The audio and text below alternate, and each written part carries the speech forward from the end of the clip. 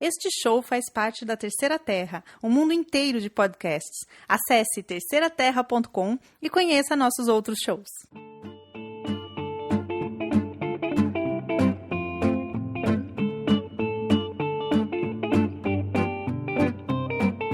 Olá, internet, estamos de volta para o mais um, né? O número 2, né? Mais um igual 2, do Espada e Planeta, e para discutir o livro do mês passado, que é o Star Wars A New Dawn. Eu estou com o Rafael Bezerra. E aí, Rafael, beleza?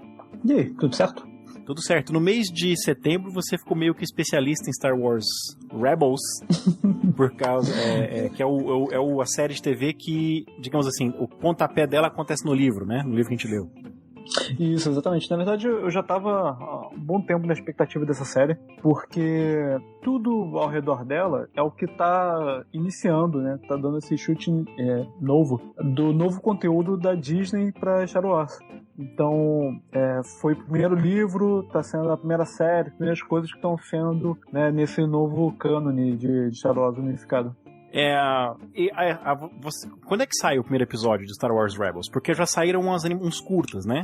Então, o primeiro episódio, que foi que eles chamaram de longa, foi de 40 e poucos minutos, ele teve a pré-estreia na semana retrasada, que foi só para alguns assinantes da TV a cabo americana, que entrava no aplicativo do Disney XD no site.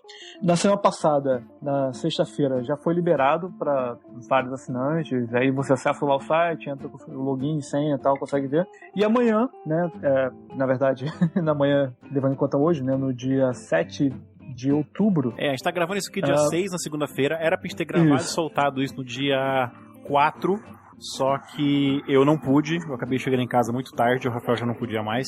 A gente tá gravando isso aqui na segunda-feira, vai sair na sexta ou no sábado. Vai sair dia 11 ou dia 12. Então na terça-feira, dia 7, poucos dias depois de sair esse episódio, vai ter saído onde o episódio? Então, na terça-feira, dia 7, vai ter saído no canal Disney XD aqui já no Brasil. E a estreia da série, né, continuando, está prevista aí a partir do dia 18. E o Holocast vai resenhar episódio por episódio, que nem o Quadrante Alpha faz? Exatamente. O Holocast agora a gente vai fazer... Vamos lutar aí para fazer episódios semanais, pra gente comentar os episódios assim que saem. Vai, pega, dá uma olhada, destrincha, comenta, dá os tacos, lê também o que o pessoal acha, né? Dá o comentário do pessoal. Estão bem empolgados com isso daí, até por causa do novo RPG aí, que tem toda uma vibe, uma integração boa. Mas vamos falar da série. E esse livro, o livro Star Wars A New Dawn, ele se passa quanto tempo antes da série? Ele se passa, pelo que eu entendi, ele se passa uns 5 anos, 4 a 5 anos antes da série. Que é uns 5 anos antes do primeiro filme da Nova Esperança. Certo, então a gente pode esperar que depois de 5 temporadas a gente vai encontrar o Luke e a Leia e o Chewbacca na série de TV, será? Talvez até antes, né, cara? Porque até no jogo The Force Unleashed aparecia a Leia lá nos seus 16 anos. É verdade. Bom, então nós temos a história do protagonista, é o seu típico young white male, né, que é o Kanan. Que ele é Jedi e ele é piloto também. O nome dele é Jaden, mas aí quando acontece a transmissão, né, do Obi-Wan Kenobi para vão embora daqui, não voltem para o Templo Jedi, é perigoso, ele muda o nome dele para Kanan. E ele se torna Eu acho que o nome dele é Caleb, uma coisa assim. Né? É isso, acho que a pronúncia é Caleb. O que eu falei? É isso. Jaden, só que é o Jaden Core do Jedi Academy. É verdade. Que não é todo mundo sabe que ele na verdade é um negro, não é branco, que nem o Kanan, né? No seu caso. Não, Jaden Core é um Twi'lek, igual era. Tem gente que jura que é como é que chama aquela raça que tem que ter os... Que é o Dor. Que é o Dor, é. Que é o Dor. Tem gente que fala que ela e todos estão errados. Porque, obviamente, ela é uma Twi'lek interpretada pela Jennifer Halo. Aliás, falando em Jennifer Halo, uma coisa, cara, antes da gente começar qualquer coisa desse livro, a gente tem que falar, cara, que ele é narrado pelo Mark Thompson. Sim. Cara, que ator foda é esse cara. É impressionante o trabalho que ele consegue fazer nos livros, cara. Ele interpreta diferentes personagens, vai dialogando assim, dá vozes completamente diferentes. Cara, é um show de atuação de voz. Eu acho que a gente recomendou isso no episódio passado, que eu recomendou pros ouvintes o audiobook, porque não dava tempo de chegar o livro aqui, né? Então o audiobook saiu no dia que... Só quem comprou pela pelo Kindle. Ah, é verdade, verdade. Mas nós dois não lemos pelo Kindle, nós ouvimos audiobook. O Mark Thompson tem feito os audiobooks de Star Wars há muitos anos. E o cara é muito bom. É aquilo que você comentou uma vez, não parece que é um cara só, né? Parece que Não parece, cara. É impressionante a gama de vozes que ele faz pro vilão, pra diferentes mulheres, diferentes heróis. E ele interpreta outros atores interpretando o personagem. Então, assim, antes mesmo da série sair, cara, ele tá interpretando o Fred Price Jr. interpretando o Kanan, cara. Isso é assustador. E ele pegou bem o espírito da interpretação dele, sabe? É loucura isso, cara. Não, eu chego a dizer que o Han Solo dele é melhor do que o Harrison Ford. Olha, eu tenho plena certeza que vai ser melhor do que o Harrison Ford no episódio 7. Bom, a história então é do Kanan, que ele é uma história um pouco diferente. Nós temos um outro personagem que na idade adulta esqueceu a força, que é isso aconteceu com o protagonista do Jedi Outcast, com Kyle Katarn. E também aconteceu nos livros do universo expandido, que agora é Legacy, né? Que é não canônico, com o Cade Skywalker. Com ele também eu não sabia. Aconteceu com o Coisa. Porque desculpa, é que o Cade Skywalker, ele, quando criança, assim, foi levado embora, não sei o quê, teve um pequeno expurgo novo aí de Jedi, aí ele depois acabou virando caçador de recompensa, mas ele também ficava suprimindo as habilidades dele, ficava escondendo e tal. O que aconteceu, por exemplo, com o Jacen Solo, por exemplo, ele sumiu da força. O Jacen Solo, né, o filho do Luke e da Leia, um dos gêmeos, né? Opa, do Luke e da Leia. Filho da Leia com Han, não, do Solo. O filho do Luke é o Ben Skywalker. Era, né? Era, pois é. E ele teve um trauma lá, antes da guerra dos Yuuzhan Vong, e ele desaparece da força, ele corta o contato que tem com a força. Isso não foi o que o Kanan fez. O Kanan, ele procura evitar, né, porque inclusive a descrição do livro, que agora é oficial, a força é sempre presente. Ele mantém a guarda para não usar, porque a força amplia os sentidos dele, amplia a percepção dele, amplia os reflexos, né? E ele faz uma força para não usar essas, digamos assim, as habilidades, né? Não, e é muito interessante porque ele mostra bem isso, como é um esforço consciente dele de evitar procurar usar esses sentidos, esses reflexos melhorados dele por causa da força, porque assim, não é como se fosse superpoder, mas só uma energia, sei lá, uma coisa que vem naturalmente. Então, ele diz que quando ele tá mais relaxado no lugar, já tá mais à vontade, é a hora dele sair, porque justamente quando ele fica mais relaxado, é quando a força vem mais naturalmente para ele. Então ele acaba deixando e faz os feitos que na época, né, do Império, né, a época do Dark Times, seria perigoso demais para um Jedi, né? Agora, é só uma coisa que eu queria comentar, que assim, o livro ilustra muito, assim, literalmente na capa, o Kanan e a Hera, né? Então a gente tinha a impressão de que o livro falaria muito deles dois, né? Da origem deles dois, como foi. Só que acaba que o livro, ele é protagonizado mais pelo Kanan mesmo. A Hera aparece, ela tem a importância dela, mas pouco se fala dela, pouco se fala do plot dela. É muito a respeito do Kanan mesmo. Ela aparece no começo, logo que eles estão lá porque a história se passa completamente num sistema entre o planeta Gors e a lua Sinda, né? E é praticamente um sistema binário de dois planetas, porque Sinda é um pouco menor que o Gors, mas a atração gravitacional é tão grande que o Gors não... Eu nunca sei falar isso em português. Seu irmão sabia dizer, ele tá tidally locked, né? Sabe, inclusive teve isso num jogo recente nosso aí, de Era da Rebelião, mas é justamente isso. Eles têm uma órbita travada uma na outra, e eles estão sempre com a mesma face voltada pra si. E por isso que Gorse, acho que é agora, os dois, né? Eles sempre ficam com uma face permanentemente assim pro sol. Isso eu não entendi muito bem a explicação. Eu não entendi muito bem a explicação do autor, John Jackson Miller, porque ele atribuiu ao planeta Gorse, tá tidally locked, por causa da Lua. Só que, se ele tá tidally locked, quer dizer, ele tá sempre com uma face voltada pro Sol e uma face que é a face habitável, que é a face em sombra, ele tá tidally locked com a estrela. Eu não entendi como é que a Lua faria isso, sabe? Quer dizer, o planeta ele tem um giro que é igual à translação, né? A rotação é igual a primeiro que eu acho que o próprio giro ele também não é regular, ele é elíptico. Tem um lance assim, que às vezes ele tá um pouco mais afastado, um pouco mais perto.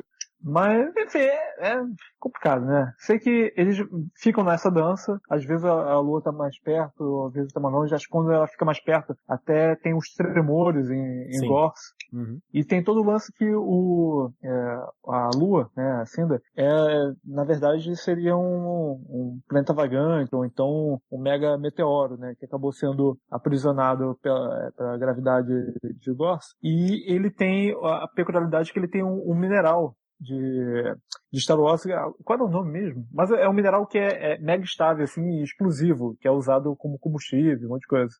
Não, ele é usado para várias coisas. Inclusive, o motivo do Império estar interessado lá no sistema é porque eles usam um composto baseado naquele minério que estabiliza o tiro de turbolasers. Quer dizer, essencial para a construção daquele monte de Star Destroyer que o Império está criando. O Império ali é novo, né? O Império tem, acho que 10 anos só, né? E eles precisam de... Star Destroyers tem muitos turbolasers e eles estão construindo muitos Star Destroyers. Sem aquele minério, né? Achei interessante eles pararem para explicar. Geralmente esses elementos místicos, né, de ficção científica, eles falam assim, é importante economicamente, mas não fala por quê. Nesse não, ele para uma hora para explicar. Alguém pergunta para alguém, né? Tipo assim, mas por que eles mesmo, né? Alguém explica, um personagem explica, né? Sim. E agora tu sabe que ele era importante justamente por isso, por causa dos turbolasers, né? E uma coisa que todo mundo usou na Nova Esperança, quando eles estão atirando lá contra a nave lá da Leia e os K-Pods estão indo embora, né? Ali, não tem formas de vida lá, não precisa atirar não. Aí o nego falou, estão fazendo o quê? Economizando tiro agora? Tal? E justamente, estavam economizando tiro. Na novelização original do episódio 4, né? Não era o episódio 4, era Guerra nas Estrelas, ele diz isso, que eles evitam atirar para economizar mesmo dos bancos lá de turbolaser. E se peça bem, né? O minério raro e tal, é bom dar aquela economizadinha. O minério chama-se Thoralide. Isso, e tem até um isótopo dele, né? Que eles comentam. Olha que legal, eu tô vendo aqui na Wikipédia, na Wikipédia, agora tá separado assim, assim, a abinha Canon e a abinha Legends. Isso, exatamente. Que legal. Eu não quero saber quem foi o estagiário que teve que organizar isso tudo, cara. Nossa, é verdade. Trabalho de presidiário, hein? Assim, organiza 1000 páginas, ganha 5 centavos de dólar. Bom, a Era aparece lá no começo mesmo, nesse sistema, mas você não entende muito bem. A nave do Kanan e a nave da Era meio que se cruzam, assim, o Kanan elogia a nave dela, que não tem descrição, só no final que vai ter uma descrição, porque parece que ela vai... As naves de Star Wars, elas são importantes, elas são quase que um personagem. Nesse livro, não, eles reservam, né, o John Jackson Miller reserva a nave, que você vai descobrir que o nome é Ghost, só lá pro finalzinho, tipo um epílogo, assim, né? Só que eles não se encontram, ela tá agindo ali no planeta, né, e eles vão topar no final só, o que eu chamaria de terceiro ato. Se fosse um filme, né, já seria o terceiro ato ali. Uma hora que, sem brincadeira, eu achei que a história tava se resolvendo já, lá mais pra frente, quando quando eles se encontram, né, e decidem agir juntos, eu achei que o livro já ia acabar. Eu olho no meu iPod assim, peraí, 9 horas ainda? Tem 2/3 do livro. Tem muito livro. Mas eu achei interessante assim, que o personagem do Kanan, ele é tão bem feito, que sem brincadeira, eu esqueci que ele era um Jedi. O livro faz com que seja uma grande surpresa quando ele tem que usar o poder pra não morrer lá, né, numa explosão na mina. Assim, surpresa não é, porque ele aparece na capa com um sabre de luz. Mas assim, isso aqui é interessante, porque ele em um determinado momento fala da preocupação dele, de não usar força, que a gente já comentou e tal, e ele chega numa hora lá pro final do livro, ele falou, não, vou pegar aqui meu sabre, né, porque não posso deixar, que eu falei, vai ser agora, daqui a pouco ele vai usar essa parada, né, e acaba que ele não usa. Ele mas passa o livro todo então, mas eu sabia que ele não ia usar o sabre de luz em momento algum, por causa dos teasers da série Star Wars Rebels, que ele vai puxar o sabre de luz pela primeira vez, depois de muitos e muitos anos, acho que talvez no primeiro episódio, nesse filme que saiu, né? Exatamente. Então, que é uma cena bem legal, tá? Fica sendo, tipo assim, achei legal que o próprio autor, eu tive a impressão de que ele faz um grande estardalhaço em relação a isso, tipo, de que ele ele chega a colocar a mão na cintura pra puxar o sabre. Mas eu sabia que alguma coisa por causa o sentido disso, literal da aparece... palavra. É o sentido literal do tease, né? Ele te provoca, mostra que dá todo a entender que vai fazer, mas fica só naquela provocação mesmo, te deixa na expectativa. Nós temos o típico vilão de Star Wars, que é o vilão meio monstro, né? Nesse caso é meio cyborg, né? Ele é um stand-in pro Darth Vader, né? No tempo da Legacy tinha aquela... Como é que chamava aquela moça? Que era aquela cyborg que o Luke matou umas 3 vezes. Eu acho que Lumia, não sei, é porque dessa parte eu nunca li nada, mas eu acho que eu sei de quem você fala, uma Sith que parece uma freira. Exatamente. Tem uns negócios assim do lado da cabeça. Ela mesmo. O Luke matou umas 3 vezes. O vilão então chama-se Vidian. Isso, Vidian. Count Vidian. Isso. E, cara, eu vou te falar que quando eu comecei a ler o livro, eu tava achando que ia ser um personagem assim meio infantilóide, né? Ia ser um ciborgue bobão, assim. E, cara, me surpreendeu no meio do livro. Nossa, é um cara cruel pra caramba, né? Pô. E o que eu achei interessante é que o John Jackson Miller acrescentou nesse cara elementos típicos de ficção científica mais moderna, mais assim do século XXI, que são bem ausentes de Star Wars, que são os implantes cibernéticos assim dele. O cara consegue basicamente ele tem tecnologia sem fio, né? O Conde Vidian ele é Wi-Fi, né? Ele entra em contato com um monte de sensores assim, sem fio. Ele é o sonho de muito Uber Geek, né, cara? De ter vários componentes assim atrelados no corpo. Então, às vezes ele tá passando o e-mail, conversando com as pessoas, enquanto tá falando com alguém na frente, assim, ele tá fazendo isso com os apetrechos dele. E ele pode ver imagens simultâneas de várias câmeras e ele pode gravar o que tá acontecendo. Ele é super cyberpunk, né? Agora, o que eu achei interessante é que os personagens... Eu nunca tinha lido nada. Nunca li John Jackson Miller. Não conhecia esse cara. E eu fiquei muito surpreso que eu estava fazendo uma pesquisa para o Por Trás da Máscara, pro podcast de quadrinhos. E eu descobri... E esbarrou no trabalho dele. Porque a maior fonte de informação sobre números, né, sobre vendas de gibis nos Estados Unidos, o cara fez um trabalho de arqueólogo, assim, para levantar as vendas. O mercado de gibis desde os anos 40 é ele. Não tem nada a ver, assim, com o trabalho dele como escritor e quadrinista. Quer dizer, como quadrinista até tem, né? Mas eu gostei muito da maneira como ele te apresenta. Assim, é muito fácil nessas histórias, ficção científica de maneira geral, e em específico... literatura sob licença, né, que você trabalha no universo, chama Shared Universe, né? É muito fácil os personagens ficarem caricatos. Você ter um personagem bem desenvolvido, talvez 2, e o resto são personagens... exatamente. Ele consegue desenvolver bem quase todos os personagens aqui. É interessante como ele pega personagens que às vezes têm uma participação muito pequena, mas ele para um tempo pra te colocar dentro da cabeça, como o Skelly, por exemplo, que ele tem a mão travadinha lá. Exatamente. Ele para pra você entrar na cabeça dele e ver o mundo da maneira dele. Ele é cínico pra caramba fazendo isso. Igual quando ele, por exemplo, explica o raciocínio do Conde Vidian pra ele ser tão cruel, pra ser tão amoral, né? Tipo assim, você entende que aquilo ali o escritor tá fazendo com cinismo, mas ele te mostra que aquele personagem acha que é o protagonista da própria história, né?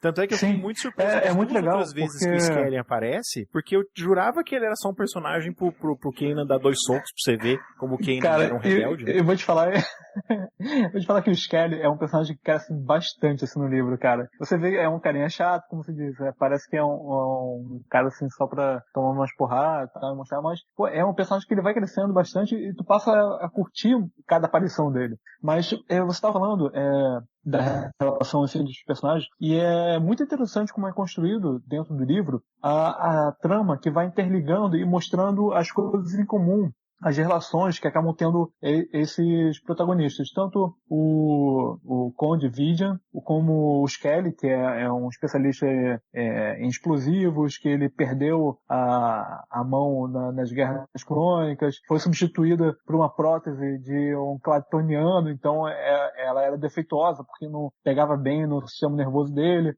Tem a Zaluna, que que é uma mulher que trabalha no órgão de vigilância de Gorse, né? Ela então é tipo, você também mergulha, assim, gerente de uma organização de espionagem, né? Aí você descobre da NSA. E você vê como em vários momentos ele apresenta que assim, o Império, tipo assim, não é assim a República foi destruída e virou o Império. O Império foi criado em cima de uma corrupção interna que já acontecia na República, porque a República já estava espionando aquele sistema. Já usava. E o próprio Conde Vidian, por exemplo, ele ascendeu em nível de poder no tempo da República, né? Sim, exatamente. E é legal como eles vão se construindo e se completando, né? Eu achei fantástico como são personagens que eles aparecem apenas para contar um elemento da história, inicialmente, né? Eles são só um jeito de você ver um outro lado do que está acontecendo com o Kanan inicialmente, mas depois eles vão criando, eu acho que a proposta do autor era fazer com que você eles ganhassem afeto, né? Tipo, você vê como os personagens são conflituosos e complexos e interessantes. Cara, eu achei interessante que o Skelly, ele fez o Mark Thompson, ele fez ele com uma voz meio que o Gilbert Gottfried, né? Vocês vão ter que me ouvir! Cara, sabe o que ele me lembrava, cara?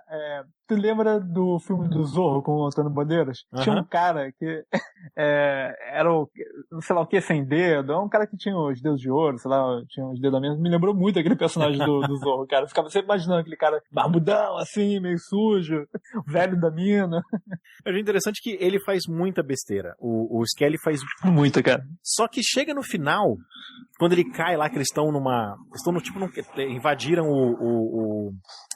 a nave que ia a Forager, né? Ela ia forragear quando a Lua foi sendo detonada. Eles invadem lá e eles estão andando num carrinho e ele cai. E ali meio que tipo, claro que você sabe que não morreu, porque na ficção científica, se você não viu o corpo, não tá morto, mas ficou meio assim, esquece o cara, né? E ali ele já tava se tornando um personagem interessante. Eu já tinha começado a gostar dele. Eu tava mesmo, inclusive, me perguntando se o Skelly não seria um dos membros da equipe da Hera no Star Wars Rebels. Quando ele morre. Mas ele morre de uma maneira... Cara, eu tive que parar um pouco a gravação, assim, e fazer um minuto de silêncio, sabe? Porque a morte dele foi muito heróica. Ele se redimiu, né? Blaze of Glory. É verdade. E quem mais que morre de maneira trágica? O dono do boteco lá, que eu não lembro o nome. Isso, cara, eu fiquei, assim, foi nessa hora eu falei, cara, esse livro não é o que eu esperava. Porque, assim, a gente falou muito pouco da trama, né? Porque o que acontece? Tem esse planeta, né, Gorse e a Lua Cinta, tem esse minério que é pego pelo Império, né? E o que acontece? O Império manda o Conde Vidian, que é basicamente um grande fiscal do trabalho, vamos dizer assim, o cara que vai nos lugares para poder resolver os problemas gerenciais, para poder acelerar a produção e ajeitar. E o cara, assim, é um fascínio, né? Assim, é o resumo do que é o Império, né? No universo de Guerra nas Estrelas. É um cara malvadão que vai lá cumprir o trabalho com precisão épica, né? Ele vai lá com o Império. E é até interessante porque mostra outra personagem que a gente comentou, que é a Capitã Sloane, que é uma jovem capitã do Império. E é engraçado, para quem leu também o The Lost Fleet, me pareceu quase que uma versão, assim, no universo paralelo malvado da Capitã Dejane, cara. Verdade. Até ela, que é uma personagem meio recorte papelão, no final ela fica um pouco mais complexa, né? Sim, exatamente. E é interessante porque mostra, assim, o lance dos novos imperiais, né? Aqueles novos militares, a galera que cresceu já com o Império existindo, então já estava com uma nova mentalidade. Bom, mas aí o Conde Vidian, ele é mandado para Gorse para poder melhorar a produção. E basicamente qual o esquema? É chegar lá, barbarizar todo mundo, colocar mais horas de trabalho, não sei o que, para produzir mais. Só que depois ele é pressionado até por um outro nobre do Império, né, que estava com joguetes políticos, para prejudicar ele e ganhar poder político, prejudicando o Conde Vidian. Então, fazendo que o imperador mandasse que ele triplicasse ainda a produção, sendo que ele conseguiu aumentar 50% assim, e já foi muita coisa. E aí quando ele começa E a é quando matar ele as descobre. pessoas. Exatamente. E vai matando, cara, de forma chocante. O primeiro que ele mata, eu acho que é o administrador lá da refinaria, né? E é um neimodiano. Ele pega o cara e pelo pescoço, sei lá, pelo que me pareceu, ele ficou batendo com a cabeça dele na parede, assim, até esmagar o crânio do cara. Porque ele não tem vergonha alguma de ser ciborgue, né? Então até os braços e pés. Sim, exatamente. Pelo contrário, né? Ele até acha legal ficar falando a história pra ele. Acho que o Skelly até leu a biografia dele. Contando. Que isso é outra coisa que eu achei legal. Que você é apresentado um personagem, que agora eu não lembro o nome, Thoran, uma coisa assim. Que uma das missões do Império lá é localizar certas pessoas, inclusive esse cara, é um person of interest, né? Inclusive a Hera fica curiosa, mas quem é esse cara? O que o Império quer saber dele? Sim. E aí fica assim, cara, esse nome vai ter uma coisa importante, porque ele é falado algumas vezes, aí o livro esquece por um tempão, depois vai falar de novo, assim, gente, mas ele já entrou, já achei ele tá aqui no Star Destroyer. Tá uma coisa muito errada. Aí você fica sabendo que aquilo faz parte de um esquema de longa data do próprio Barão Vidian, que é ele, né? É ele Conde. Antes dele virar o Barão, né?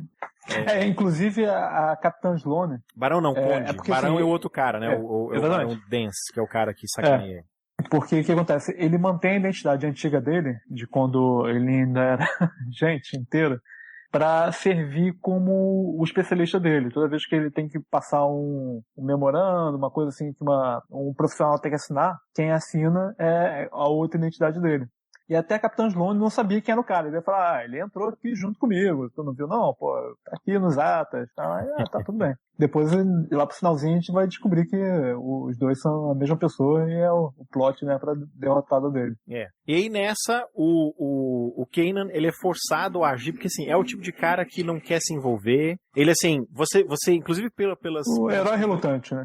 Mas assim, ele faz uma pinta de durão, assim, de encher a cara e arranjar briga de propósito, mas quando você escuta outros personagens falando dele, em particular as alunas, por exemplo, né, que é a Susan, que é da agente secreta, agente secreta não, é espiã, sei lá, da NSA. NSA. Ou o cara, o cara do bar lá, E ela é mó vovozinha simpática, cara, o Okadaya, né? Verdade. E o próprio cara do bar lá, mas chama o outro Basilisk, que parece completamente Okadaya. Não, o Basilisk, tu lembra do episódio 2? Que tem o botecão, o diner, Sim. o Obi-Wan vai, tem um cara de 4 braços. Que é uma característica de ficção científica. O primeiro Basilisk que aparece é dono de um boteco, portanto todos os Basilisks serão donos de boteco, né? Quando ele comenta... Não, mas cara, aí não era não, cara. O Okadaya era humano. Não, o Okadaya era humano, mas tinha... desculpa, o dono do boteco era o Okadaya, mas o dono da cantina era um Basilisk, o dono da estação de trabalho era um casal de Basilisks, né? Porque é o seguinte, porque eu não lembro qual era o trabalho em si da esposa do cara. Era Love, coisa assim o nome dela. Law. E o marido dela, Law. E o marido dela era o chefe de segurança do lugar. Mas ela era dona da única empresa que tinha algum semblante de eficiência lá. Isso, exatamente.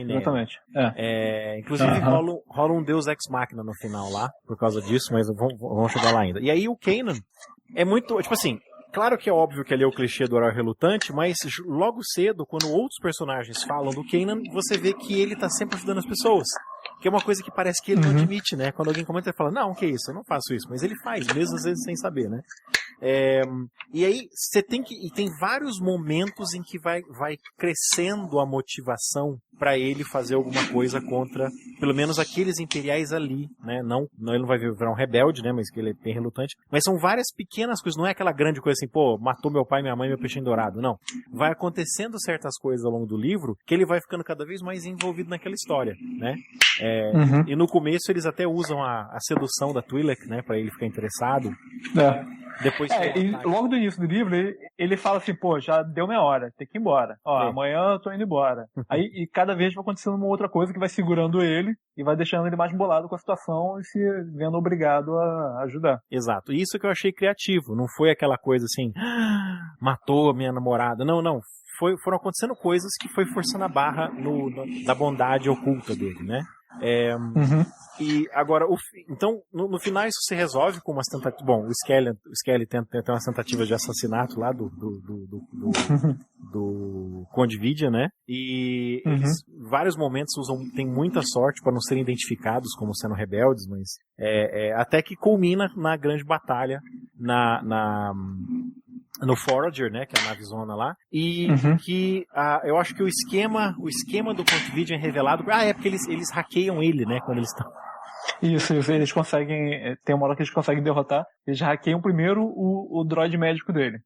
Aí depois que deixam ele chapadão, ele já, e se a gente pegar aqui a cabeça dele e ver o que ele viu aí? E aí que eles conseguem as informações, né, o segredo dele que ele tem duas identidades e, principal, escondido do próprio imperador. E o lance de que como é que fala, as simulações lá do Toralide, porque eles exploram um pedaço usando esquemas do Skelly, né, eles estouram um pedaço assim, tipo assim, produzem um geyser assim, né, na Lua e coletam... Pra poder medir se essa porque assim, o Skelly, ele tá prevendo que se a extração continuar predatória do jeito que estava, iria desestabilizar a Lua e ela podia acabar explodindo. Ele queria alertar as pessoas, né, desse negócio. Só que ele é o velho bêbado da cidade. Então e ele é cheio de teorias conspiratórias e tudo mais, então ninguém dava atenção pra ele. Então quando ele soube que o Vidian tava vindo, e o cara era ciborgue, o cara, era o cara que vinha pra resolver os problemas. Né? Tinha até o lema do Vidian, como é que é? Forget the old ways. Keep moving. Destroy barriers. É muito raro. Então assim, ele fica, esse cara vai me ouvir, porque ele me entende, ele é ciborgue também, ele também lutou na guerra, ele sabe como é que é. E quando ele percebe que o cara não tá nem aí pra isso, ele só tá lá pra produzir ainda mais, destruir ainda mais, ele fica boladão. Mas aí acaba que o Conde Vidia, ele pega essas informações dele, né, do estudo que ele fez de que poderia destruir a Lua, e resolve usar isso para poder acelerar a produção, como destruindo a Lua inteira, para poder ser mais fácil pegar o minério, né? Só que o lance da Toralide é que ela é altamente instável e ela ia passar por um processo de, sei lá, ela ia ficar se decompor no espaço, uma coisa assim. Isso, acho que tinha o perigo do Toralide cair na atmosfera do planeta, né, depois que explodisse. Não, eu entendi que era porque 98% do Toralide ele não ia ficar estável flutuando no espaço, ele ia se decompor em outros átomos mais estáveis, alguma coisa assim. E ia ser inútil. Então ele falsifica o report, né, pro imperador. É verdade. E eu não sei se isso foi uma surpresa pra você. Eu fiquei muito surpreso com essa reviravolta no roteiro. Sabe?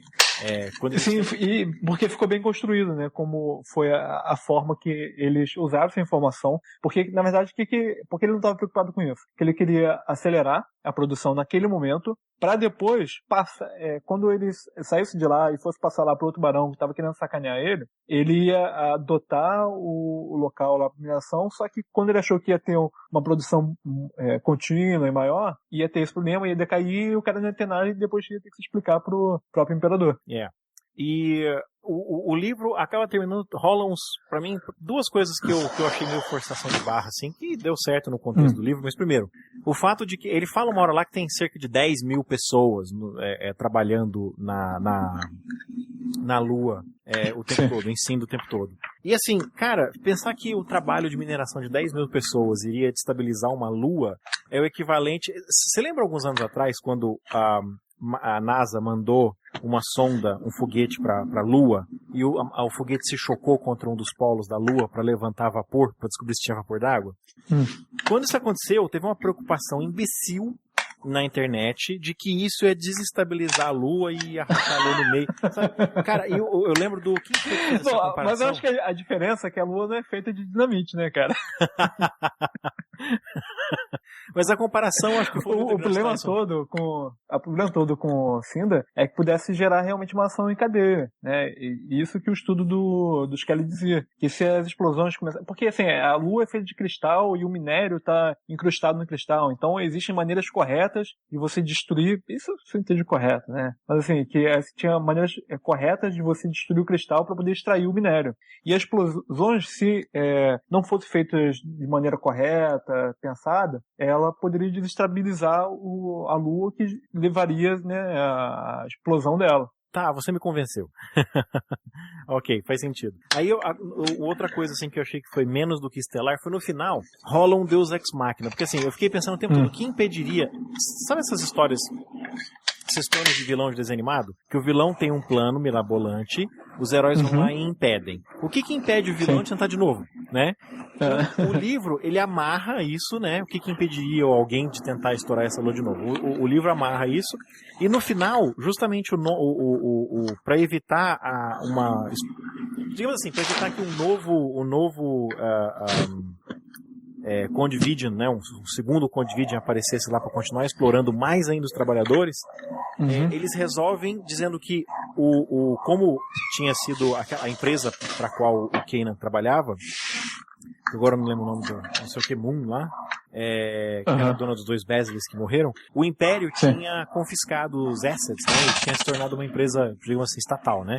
E que era a empresa que mais que assim, tinha os Moonglow. Tinha os coeficientes de como é que fala? De qualidade, não, de produção mais eficientes, né? Que era a empresa mais eficiente. Sim. E como o Império transformou a Moonglow em uma empresa estatal, ia usar o modelo de trabalho do Moonglow para usar no resto do sistema inteiro, né? Em Gorse inteiro. E por coincidência, não, né? O processo era mais eficiente em Moonglow porque eles tratavam os funcionários, tipo assim, eles não exploravam os funcionários, eles eram humanos, né? Então, quer dizer, ficou o Deus Ex Machina. Como impedir que esse sistema seja explorado de maneira horrível? Porque eles vão usar o sistema do Moonglow, que o sistema do Moonglow é mais humano. ficou não, mas tem um algo mais, na verdade. Que assim, desde o início, eles falam que tem a outra face da Lua que fica voltada para o Sol, e a exploração lá era impossível, porque as temperaturas eram altíssimas. E, na verdade, ninguém sabia se realmente tinha ou não tinha. Nem valia a pena, né, pesquisar. Só que o que acontece? Anos atrás, quando o Conde Vidian, ele ainda não era, né, um ciborgue, ele era só um fiscalzinho mequetrefe, ele fez um relatório lá e acho que até soube que seria possível, só que ele não tinha como lucrar com isso, tinha uma parada dessa. E o Barão, que estava competindo com o Vidian, ele tinha os droids que eram capazes de resistir à temperatura, que eu acho que ele até cita, que eram os mesmos droids que aparecem lá no episódio 3, no Planeta de Lava, em Mustafar. Então ele usa esses droids depois para poder fazer a exploração do outro lado da Lua sem complicação. E aí, mas de qualquer forma, o modelo que eles vão usar para continuar trabalhando com os trabalhadores é um modelo mais humano do Moonglow. Que achei que ficou... Sim. Resolveu, tipo, no final, então, peraí um pouquinho, faltou essas coisas pra amarrar aqui, vamos amarrar lá. Mas olha, eu gostei, em resumo, vamos dar então o nosso veredito. Eu gostei muito do livro, fiquei muito surpreso. Do mesmo nível de qualidade que a Del Rey já tava fazendo. É Del Rey? Sim, é Del Rey. O nível de qualidade da Del Rey, dos livros anteriores. O mesmo nível de qualidade dos melhores livros que a Del Rey lançava de Star Wars antigamente. E eu fiquei muito satisfeito com a maneira como o John Jackson Miller tratou o material. Eu quero ler mais livros de Star Wars dele. Eu virei fã. O que você acha? Antes, uma curiosidade, né? Que a gente sabe que o John Jackson Miller, ele escreveu muito assim para histórias de quadrinhos, né? Inclusive para Star Wars. Ele é mó nerdzão de Star Wars. Aliás, é curioso isso, porque a gente está numa geração agora de gente que realmente cresceu vendo Star Wars, não sei o quê, e agora está produzindo material, né? Inclusive, agora que o George Lucas não tá. Então, assim, tentando respeitar muito a memória e não criar coisas doidas que nem ele fez, né? Mas, enfim. Mas aí eu achei curioso porque tem uma HQ que ele escreveu para Mass Effect, mas a HQ é até gratuita. Quem quiser procurar é Mass Effect Conviction, que é uma história que mostra o personagem de James Vega, que aparece no Mass Effect 3. Sendo que o James Vega é interpretado também pelo Fred Prinze Jr., que é o Kanan no desenho animado. Olha só, tudo no fim está tudo conectado. Não é? Mas então, o que eu achei, cara? Primeiro, eu tava esperando que ia ser uma aventura legal, né? Como a gente comentou no outro episódio, mas não esperava que ia me surpreender muito, achei que ia ser dentro do padrão, e cara, me surpreendeu. Primeiro pelo nível de violência, pessoal que tava preocupado com a Disney, né? Agora tá à frente, assim, de várias franquias, como a Marvel, como o Star Wars. Cara, as obras estão ficando muito melhores, sabe? Eu gostei muito, assim, dos graus de virada, porque as coisas vão acontecendo, assim, não esperava que fosse acontecer daquela forma. Então, assim, a violência que o Count Vidian mostra, a cena de morte do Okadai, assim, é emocionante. Todas as cenas, assim, da força são muito bem trabalhadas para não ficar, assim, aquele estereótipo padrão que a gente está acostumado, mas ele consegue fazer de forma que fique bem apresentado. Uhum. Agora, eu tenho uma pergunta pra você. Eu achava que o título do livro é A New Dawn. Eu achava que A New Dawn seria o título do episódio 7. Então não vai ser, né? Porque já usaram o título no livro, né? Não, vai ser o título do livro mesmo. Eu não sei não sei se já tá definido corretamente, não. É engraçado porque o título é New Dawn, mas é curioso que o planeta não tem nem amanhecer, né? Porque ele tá sempre no escuro. Verdade. O que, de repente, pode até ser, né, um dos motivos, né?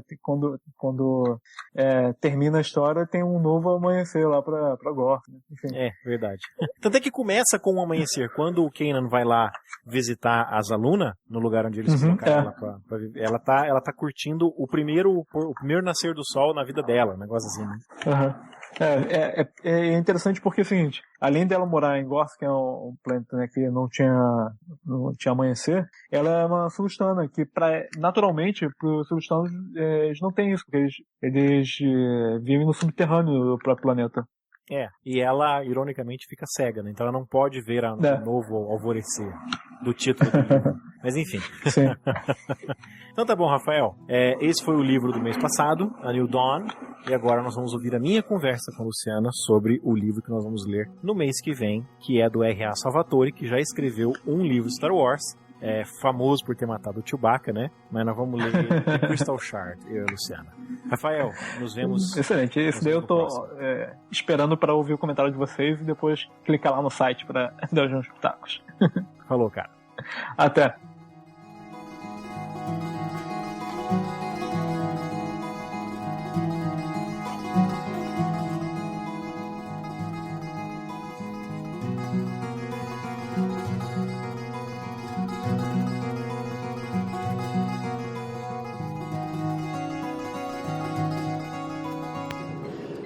Então, Luciana, esse Spa de Planeta é bem diferente, porque a gente já tá no carro, né? A gente tá indo viajar e nós vamos ouvir na ida The Crystal Shard, do R.A. Salvatore.